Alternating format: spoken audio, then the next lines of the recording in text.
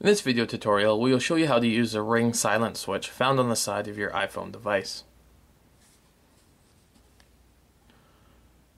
The Ring silent switch can be used to either allow you to have audio notifications or to turn those notifications off. If you flick the switch, so you see an orange dot, that means your audio notifications have been turned off. If you wish to receive vibration alerts with your silence, you can tap Settings, tap Sounds, and you can turn the Vibrate section under the silent mode as either off or on.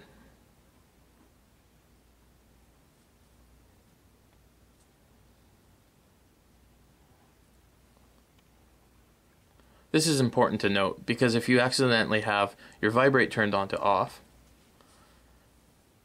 and your silent mode switch is turned on, you will not receive any audio notifications of any incoming calls or text messages.